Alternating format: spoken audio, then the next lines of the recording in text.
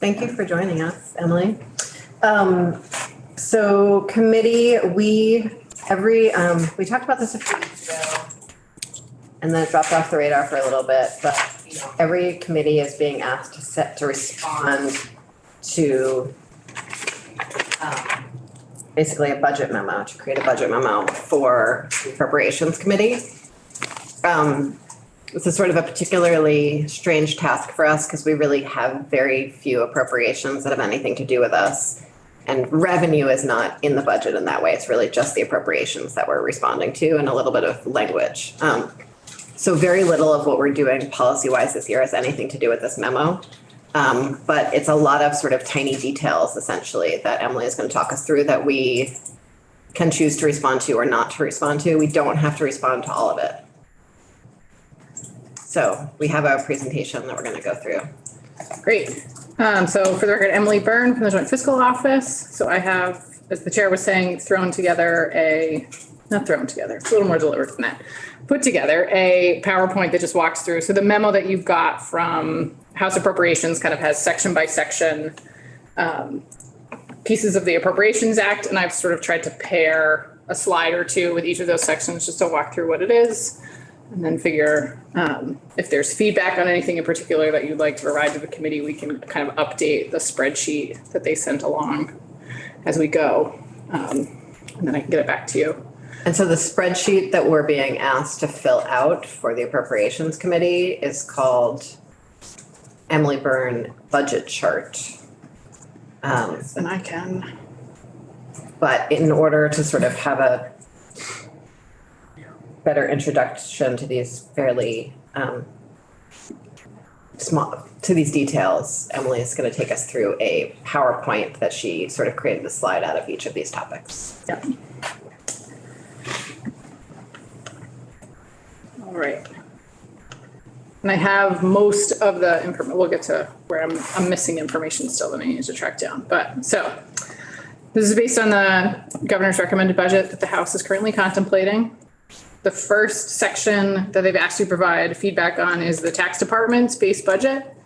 So at a high level, this is some of the information that Andrew Stein presented last week. So they have a general fund increase of nearly $1 million, about 4.6% from 23, and that's mostly their salary and benefits, and their internal service fund charges. There was also the sort of two new things, if you will. They're putting the tax computer modernization fund spending authority into their base budget. So if you look at their budget, there's like a $5.2 million increase in their special funds. That reflects this. Historically, what's happened with that fund is it's just been appropriated as like one time, and they've lasted multi-year. This is to kind of get it in the base, ongoing, forever. And then, and to just sort of jump into that, it's not a great new request for money. Again, it's really just that they're asking us to restructure how we appropriate money for this fund. It's not an increase in the amount requested. Correct. Compared to the $800,000 increase that they've got for the state appraisal and litigation assistance program. If you recall, that's something that you requested that they put together for funding. They've got two new positions to focus on the commercial appraisal services. And it's going to be paid for with the local option tax special fund. And there's accompanying language later in the bill. But that's. And again, that's for something we passed that last year, 2 years ago. Anyone remember? Recently, we passed it recently. We created this office for the tax department to essentially provide assistance, legal assistance mostly, to towns who were in disputes about valuations that the town had done, particularly for high value properties, because we want to protect the ed fund. Correct. Mm-hmm. But for some reason, the positions weren't part of that process because they were still figuring out what they needed. Yeah, I believe that's the case. I don't remember what the pay for the local option tax special fund is. I think, are we going to get to that in a? I think so, yeah. Great. No. There's language about I was that jumping ahead. later. So that's the tax department base budget in a nutshell. The next two, and I sort of put them on hold that you've been asked to comment on, are the state treasurer's budget, which the state treasurer has not presented his budget to House Ways or your Ways and Means, House Appropriations yet. So I don't have any details on that one. So these ones are sort of on hold till I believe he's presenting either this afternoon or tomorrow. I think he's the last budget to get presented to that committee. So once there's some actual information about what their changes are, I can provide some additional context to that, but just leave those on hold for now. The next slide has 3 of the line items that are in the budget that they asked you to comment on, which are the homeowner rebate, the renter rebate, reappraisal and listings, and municipal current use payments. These ones are really formula driven and are just based on updating what they think payments are going to be based on prior year actuals and projections for the next year, but there's really no, these sort of are what they are based on current law. Keep going on those. Yeah, and just sort of remind folks about previous conversations we've had about this. On the homeowner rebate and the renter rebate, there's questions about how much of this was that incomes went up a lot in the last couple of years, and so there was less of a need, like less people were eligible, or if maybe we want the tax department to be doing more communication and tax filing support so that people who might not be filing for it should be filing for it. And we have language in our miscellaneous tax bill that is going to provide more information about some of that. And then we put in our budget adjustment memo that we wanted to get more money to the volunteer tax filing folks, and we'll get to that in a little bit in the presentation. The next 3, similar situation. These are the pilot appropriations, so payment in lieu of taxes to the towns for properties owned by the state. Again, these are driven, by formula. They are what they are. And there's some accompanying language that's always in the budget that sort of outlines the details of these ones. But those are those ones. The next section that's relevant to this committee is the change in. I'm sorry. Yep. Question on that last one. Yep. So is the formula different for the regular pilot and the pilot Montpelier and the pilot correctional facilities? Because one of them, It's a little complicated. So there's only a little complicated. So I believe there is some partial payment for, and this is sort of outlined in the language for the Montpelier and the Montpelier land and the correctional facilities, and then these is sort of additive on top, given the nature of the town. Representative? Yeah. If that's some kind of a formula for the nature of the town, I wonder if that formula gets applied to every town with state facilities, or. I can get a little bit more information on pilot if you want me to, on how it's all calculated. I know there's updates based on grand list values. That's that change from 23 to 24, but the Montpelier and the correctional facilities ones usually. I'm sorry, go ahead. I want to say, I would just want to see parity from town to town. Every town feels that they have covered. Every town get the same help. Representative Taylor, you're. Well, I don't know. At my first glance, I was thinking, okay, there's some adjustment for the regular pilot that kicks it up each year, and for Montpelier and correctional facilities, there isn't such an adjustment. But you're saying it's complicated, so it's probably not that simple. Yeah, and I'll find out. I can't remember if Montpelier, if like a portion of Montpelier is paid for out of the regular pilot special fund, and there's this sort of addition for the sort of nature of Montpelier and given the amount of state property that's in the town, similar with the correctional facilities. Yeah, I'm probably most interested in the correctional facilities. Yeah. All right. Keep going. Oh. Now I'll come back to it. So the next one is the shifting of the funding for the Community High School of Vermont from the general fund to the education fund. I know this comes up annually. This is basically away from the corrections budget and into the school budget. The school budget. I think historically this committee has been sort of very firmly no on that one. I feel fairly firmly no on that one.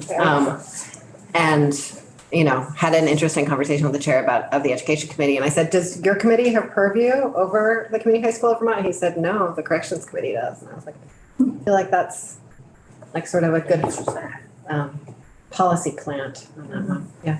That's what I Briefing. wanted to know. Yeah. Thank you. Yeah. Yes. Good. I was glad to hear that. All right, so I will keep moving along. So then we move into the one-time appropriations.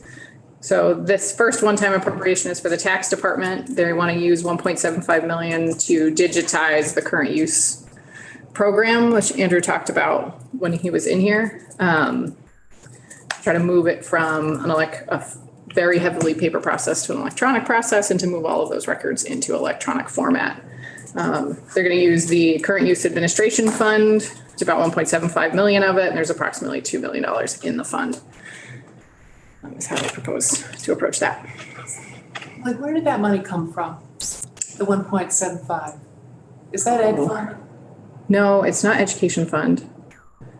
Let me go, I need to check Andrew's. I should know that off the top of my head, and I don't. There's a fee, I believe, for the administration of current use. Paid by, I don't want to speak out of, maybe. I'll find out. Emily's gonna find out. The Representative Odie, transfer. Representative Odie, did you have something? Yeah, when I saw current use, I thought, no, I'm wondering if we could have current use included in what we saw from Julia Richter. Because it comes out of the ed fund. It's an interesting idea. So you're gonna find out? Great, thank you. So in the next section is fund transfers. So there are, these two fund transfers in particular were flagged by the Appropriations Committee for comment from this committee. And the first one is 1.3 into the E911 special fund to eliminate the current fund deficit. And then another 1.5 million from the general fund to the fire prevention and building inspection special fund to eliminate the fund deficit. The E911 special fund, I know there's been some conversations in here about dispatch and those sorts of things. So I believe they wanted comment on this in terms of whether or not there was going to be some action related to fees or E911 special fund sources and whether or not the general fund transfer was appropriate. And then similarly with the fire prevention building inspection special fund, I believe that is a fee-based fund mostly, and to the extent there are no fee changes associated with it. Whether or not that general fund. The bottom up. The fire prevention building inspection special fund, we have not heard testimony this year about the fund deficit, but I think a bill is gonna be coming over from the House General Committee that might help with that fund.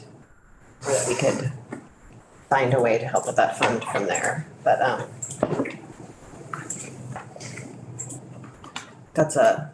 we have not actually taken any testimony about that fund, and we probably should. Representative Sims, you had something, and then Representative Anthony. Yeah, I mean, I'm sort of speaking to this, I'm remembering our conversations about the universal service fund and maybe looking at switching to a per line fee. If we made that change, would that affect this year's budget, or would we need more time to make that kind of change? Would we still need a transfer? I don't know how soon that could be implemented. Different fees and taxes are in different implementation schedules. So we can look into that. And we need to, yes. And then the Senate's sending a dispatch bill over here that will make some headway towards solving some of the larger questions around funding for dispatch. But that's a little separate from the E911 special fund. So we do have a revenue idea for it, but we don't know if it'll be enough for this year, I guess, I would say. Representative Anthony? Just real quick, back to fire prevention. The other feature of this that I think is waiting a solution, there are several communities that have signed memoranda that essentially do the inspections and both health and fire safety on behalf of the fire marshal. And there's no funds to support that at the town level, and yet we do it. And here we are shoveling some money into fire prevention state, but there's no assistance that goes to the towns who are essentially doing this instead of the state. I think that's unfortunate, and there's no incentive for towns to take that on. It's a loser, unfortunately. And I think if this bill comes from House General, that might be a good place to address it. There's a bill in government ops to sort of try to do that, but unfortunately, I'm not sure that that's the right place for us anyway. The other thing I would note, just in terms of while you're thinking through those policy decisions and revenue changes potentially, is to the extent this is a like prior year fund deficit versus as the money potential changes in revenue going to cover ongoing costs, right? And is there sort of, or would revenue changes potentially be sufficient to eventually cover a fund deficit, right? And how that sort of interacts with each other, if that makes sense. Yeah, on both of these, I'd be curious to know if they're deficits, why are they deficits? Are they doing more work? Or they have less staff? With regard to some other testimony we've heard from some other quarters, I wonder why they brought a deficit to repeat what I said. Is it because they're doing more work or they don't have staff? So the E911 special fund, it has a deficit, and we did take testimony about it, but I honestly have no idea when that was. It has a deficit because the revenue going into it has gone down because it's a per line, it's a like per copper line Landlines. charge, and so there are less Okay. landlines. Yeah. It's less. Okay, that And so makes we're sense. talking about restructuring to fix that. But we do need testimony about the fire prevention building inspection special fund. Thank you. All right, I'll keep going. The governor's budget also creates a new general fund reserve, which is used to match the federal IIJA, Investment in Infrastructure Jobs Act, for transportation projects. So the proposed language is to set aside over $68 million in the general fund to provide the match for those IIJA dollars in 24 and 20, or in 25 and 26. I didn't watch Chris Roop's testimony, but I'm sure he spoke to when he spoke about fees that this, there will not be available match in the transportation fund to draw down these dollars. So this is the governor's proposal to provide that match, to pull those dollars in out years. And yeah, that's what this one is. I think similar to the E911 fund, we have a plan to close the gap, but it won't be available for this next fiscal year. It would be available for out fiscal years.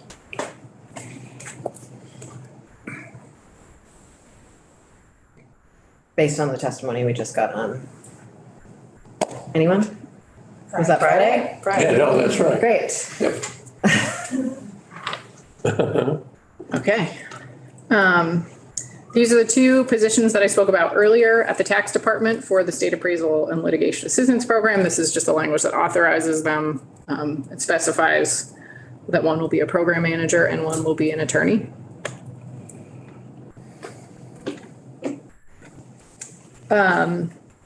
The next couple slides are the codification of the tax computer modernization fund. So the first sort of step that they've got is they're going to put the funding into their base budget. And the next step is to actually codify the fund, because right now it exists in session law and it keeps getting sort of reauthorized and amended. And this would codify it. So this first part just sort of outlines the intent is that they're going to codify it as it was established back in 2007. Not much more to say about this one. This is just sort of like, this is the plan. The next slide is the actual codification of the fund. And establishes the fund as a special fund that's ongoing in statute as opposed to session law.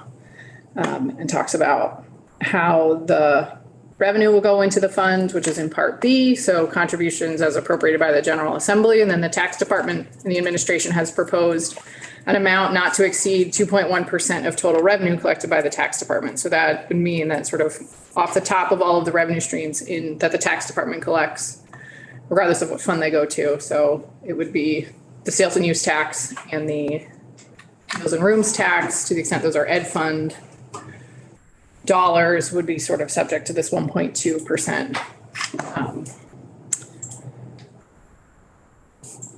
I don't want to call it a surcharge or shift, yes, that a little bit that would go into the tax computer modernization fund. And then part C just outlines what they will use it for. And then that they will report back on to this committee or to the joint fiscal committee on sort of how the fund performed in the prior year. I have some discomfort with the tax computer system modernization being paid for out of the ed fund. And the transportation fund seems like it has enough of its own problems right now.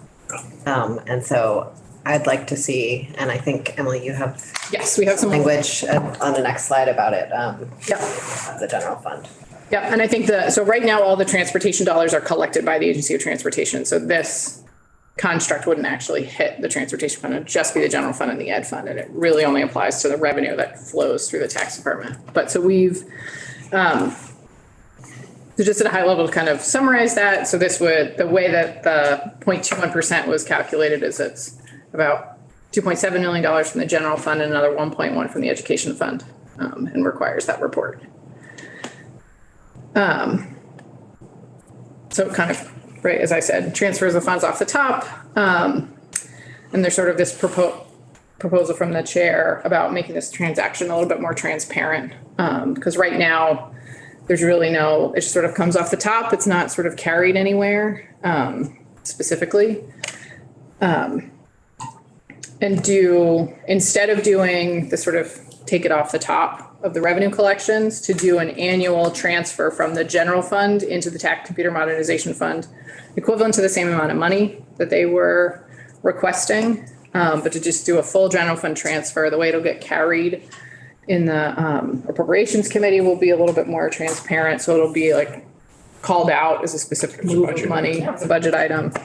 It would leave the education fund out of the calculation and just make it a little bit more transparent. Yeah, of course.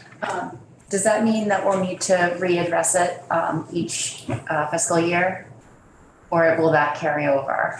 It will carry over. So the language to have that transfer will be in statute. Okay. If they were to not follow it, either the administration and then the legislature would have to not withstand that language if they were going to modify the transfer annually. So it would still be quite stable. It would just be more transparent and sort of easy to monitor.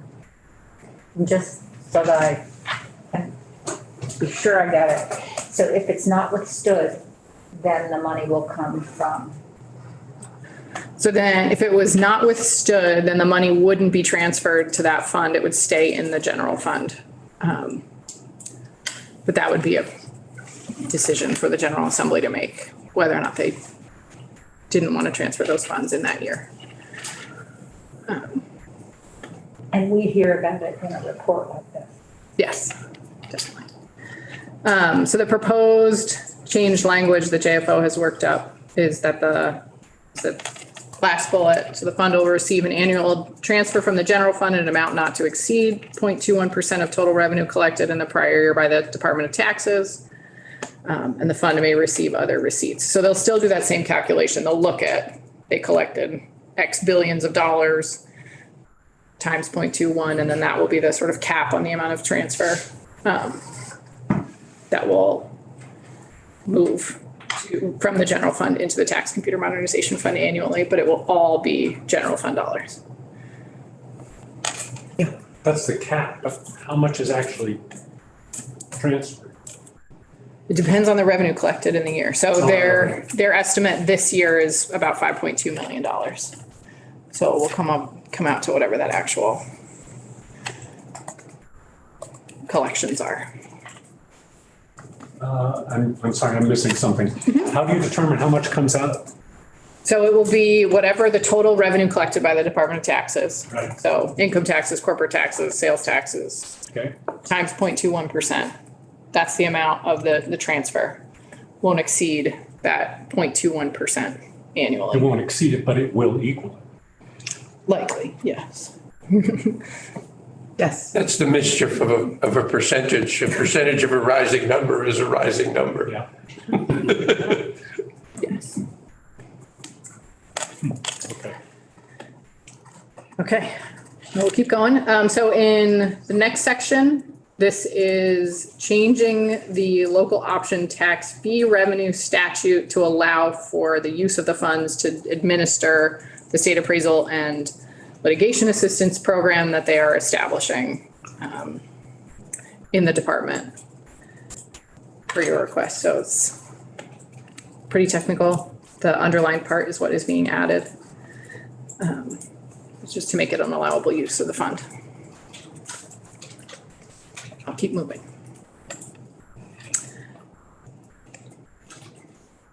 This is the same slide. This was the question that you had, Carol. Skip this one. Yes. I didn't realize I put this slide in here twice, but that modifies that language. The next one is listed as grand list litigation assistance, and this has to do with funds to help with the litigation around the Trans-Canada Hydro Northeast, the dams on the Connecticut River, plain English. So there is continued litigation around this. This is annual language that is in the bill. And just provides support to the towns for that work. Payment in lieu of taxes language. So this is also annual language. This governs the appropriation for the payment for the pilot appropriation. And this sort of gets into your question, I think. The payments will be calculated in addition to and without regard to the appropriations for Montpelier and correctional facilities elsewhere in the Act. And then the next two pieces are about Montpelier and the correctional facilities specifically, and just that they will be paid out of the pilot special fund. Also annual language, it's always in the Act. The next section they've asked you to comment on is related to the health IT fund and the revenue sunset specifically. So the health IT fund, the HIT fund, is typically extended annually until this one hasn't been codified either. So this language extends it for 2 years. And we got testimony from Nolan about this. We spent quite a bit of time a single one of the provider taxes, but we also spent time on this. yeah. And then the next section is related to the healthcare claims tax, which extends the healthcare claims tax for another 2 years to match up with the extension of the fund for another 2 years. The next section is related to the Community High School of Vermont, and this modifies the allowable use of the education fund to include funding for the Community High School of Vermont. Which I think we said no to a few slides ago. Mm-hmm. This is the more language around pilot. That allows the Department of Corrections to provide additional funding to Newport and Springfield from the pilot special fund for their facilities. I believe this is also annual language.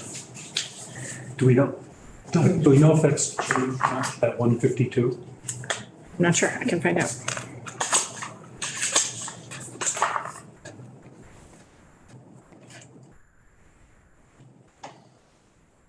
And just one thing that I always get a little confused about, so I'm just gonna say out loud in case other people get confused about it, is that this is just payment in lieu of taxes from the state, for state use buildings. It's not payment in lieu of taxes for like the thousands of nonprofits operating in my community or your community that aren't paying property taxes. And there is, just a side note that there is a separate appropriation that is under the Agency of Natural Resources that is specifically for land owned by the agency, the pilot payments for land owned by the Agency of Natural Resources. That's separate from these pilot. That we don't comment on for some, okay. Which is fine. And I think that's it. Those are all the sections they outlined for you to comment on.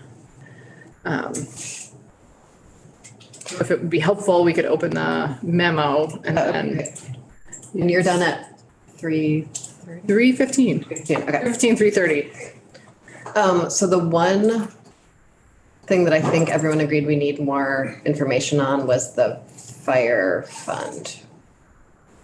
I know that's not what it's called. Fire prevention.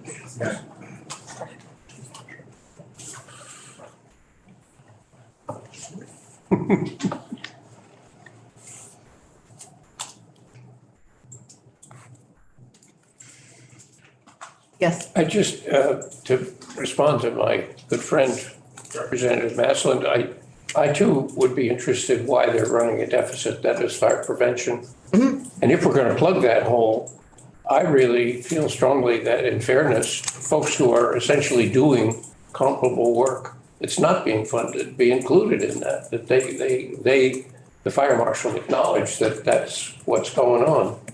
And some kind of contractual arrangement be established in return for fixing that fund. Actually, could you figure out who would possibly, thank you. I didn't need to say that out loud, did I? Nope. So, Madam Chair, is it to just kind of put that as the comment? Prior to making the comment.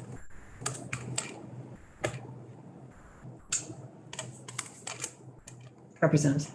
Just a general comment as a former member of House Energy and Technology. I feel like I strongly advocate for all of the IT investments. Yes. Also in finding long-term, not ed fund solutions for those IT investments. Okay, let's start at the top. Is that very linear of me? Okay.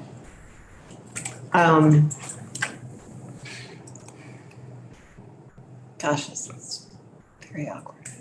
Yeah, so these ones, if there's no comment, it says leave it blank, so I don't believe. So I think we can, and I can add some more language for you, Emily, about this, but the conversation around the renter rebate and the homeowner rebate, and just that we're sort of, we use very similar language in budget adjustment, but we're just interested in continuing to make sure that those programs are meeting people's needs and that we're interested in having more money go to VITA to ensure that folks are, and the tax advocate to make sure that folks are filing, blah, blah. Somewhere up there, I think Emily said there's some money going to E911, where, what slide was that? I don't remember which I'm slide. scanning it right now. There it is. D101A1. Which slide in the slide deck, though? Well, the issue is, Two. there's a discussion going on elsewhere in the building, and I don't have stuff in front of me on, Slide trying to 9. put E911, the discussion is sort of scattered here and there. And we spent some time on it last year.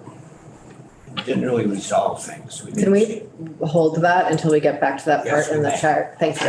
Okay. Because we're gonna try to be linear, because we have a spreadsheet in front of us, and that's what spreadsheets are for. They're for attempts at linearity. Okay. But Emily, you're not at the top anymore. Okay.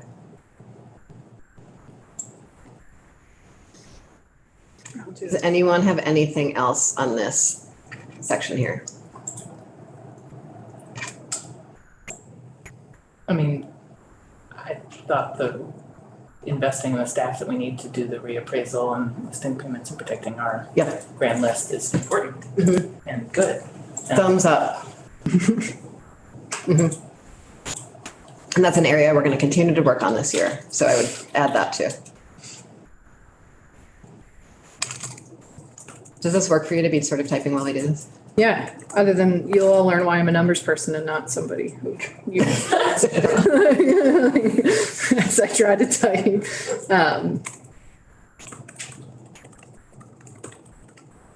Continue. No, that's reappraisal. And the municipal current use, that's an IT thing.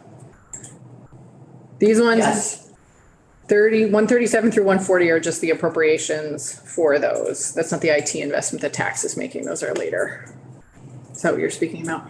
I thought municipal current use was the one that was. This digital. It was There we go. digitization, Yep, there we yeah. are, one time. Okay, great. Yep. I don't think we have anything to say about pilot. Does anyone have anything to say about pilot?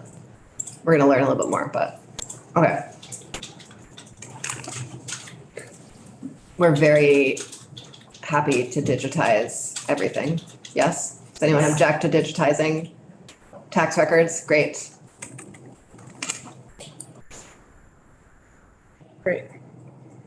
Yes. I'd just be happy to do a refresher about what I remember from our E911 conversation. Mhm. So as we have this universal service fund.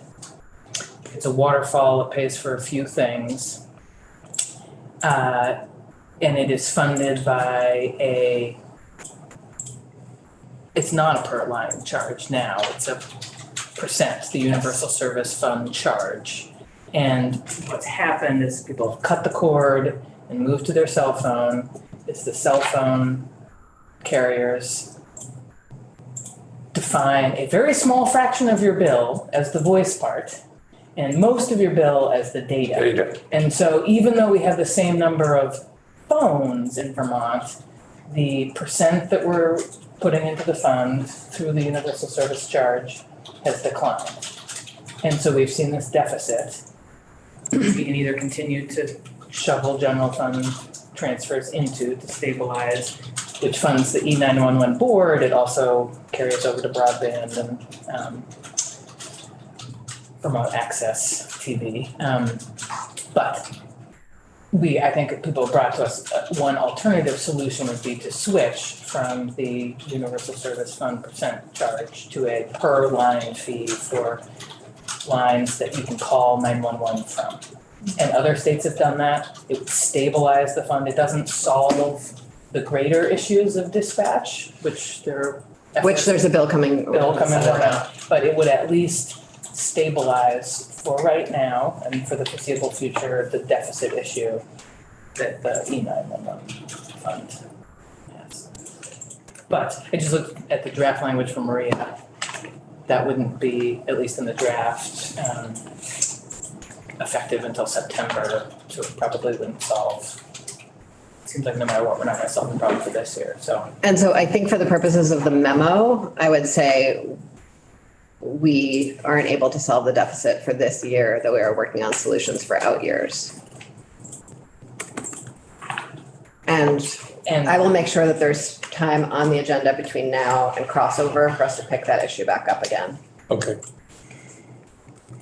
Representative Bodie? Did you in energy and technology talk about maybe some kind of a tax on the data portion of the bill to make up for the loss and to fund something like regional educational television?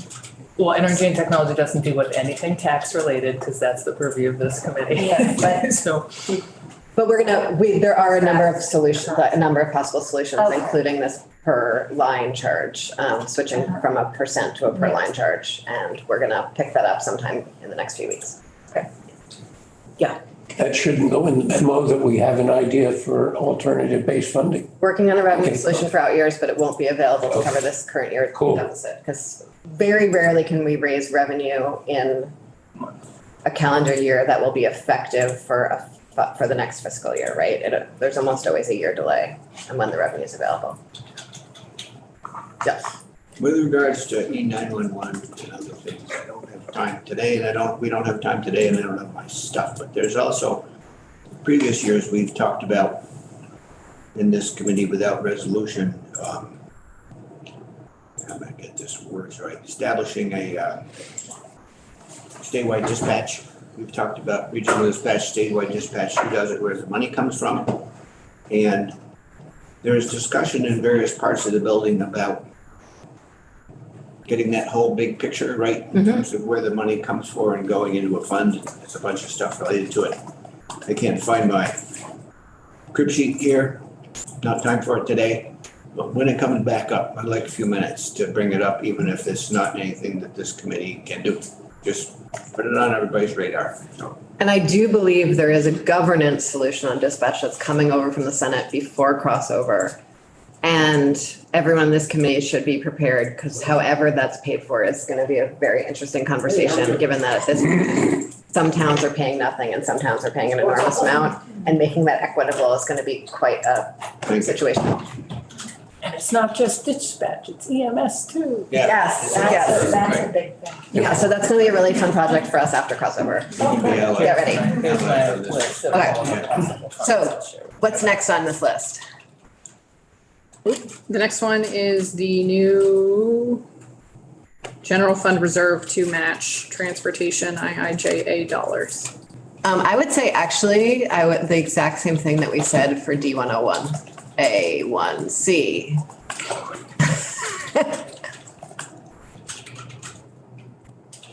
What did we say, Madam So Chair? there's no current fund deficit for this one. Okay. Anything, To meet required needs for the. Isn't that for, it's the federal IIJA funds for the transportation fund, right? Transfer to TF, that's what that says. Yeah. Okay. The solution may not meet needs for FY '24. And I think FY '24, they've solved, this is just for the 25 and 5 and 26. 6. Great, yes. I'm all for reserving funds to leverage federal dollars, future federal dollars. Yes, but I don't think we need to if we have transportation fee increases. Is this our mileage-based solution? No, it's the, what Chris took us through, Oh, the magic 20 million, the magic 20 the million. lowest of the percents. Yes, Okay, yeah, all for that. yes. was there something that's supposed to go in for fire prevention We're gonna take more testimony. narrative? We're gonna take testimony. Okay, That's in the third to last column.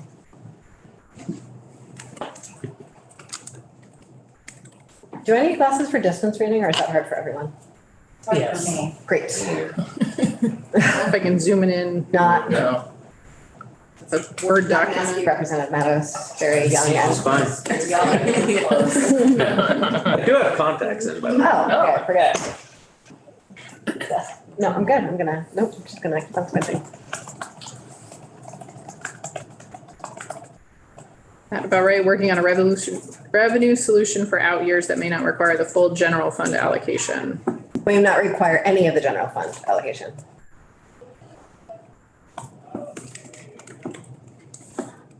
Okay.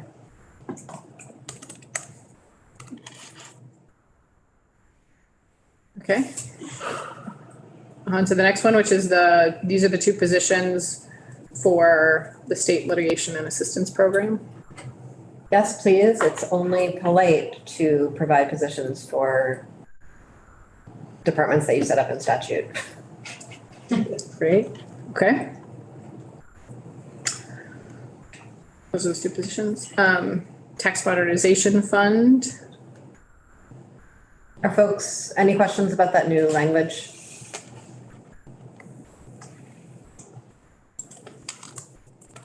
That moves it all to the general fund and sets it, okay, great, thank you.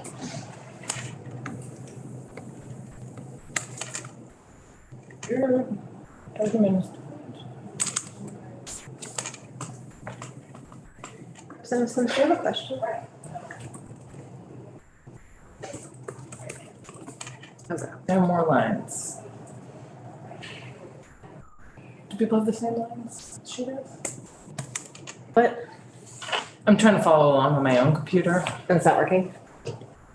but I'm just gonna look up there. Okay, There's a whole lot more. Yeah, Yeah, right, there are a lot more. There are more on this one? Yeah, much more than what we got from the web. That's right. We should look and make sure you have the right letter online.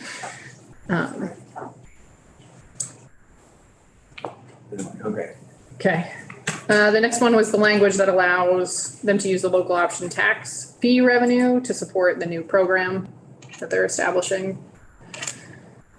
yes, Grand list litigation assistance, right, this is the same, this is the annual language to support, litigation for the Connecticut River dams reassessment, Yes. language around the, And on both of those, rather than saying yes, given that there are new members on appropriations and it's important for them to understand this, that both of those are intended to increase, they're intended to essentially protect the revenue of the state. And so they're necessary for us to actually gain revenue.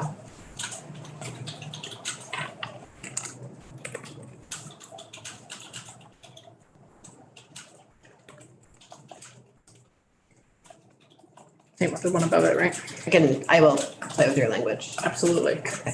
Again, I do the numbers, I don't do the. HIT fund. I don't know if there was any comment on those two pieces or if they're good. No, Community high school. no, Yeah, no. it's a part of corrections. It should be a part of the corrections budget.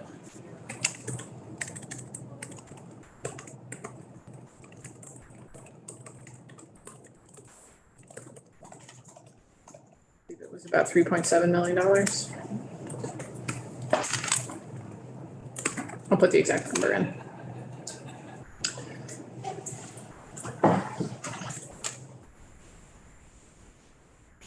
And the pilot language, which I believe is same. Great. Thank you. No problem. Yeah. Happy to help.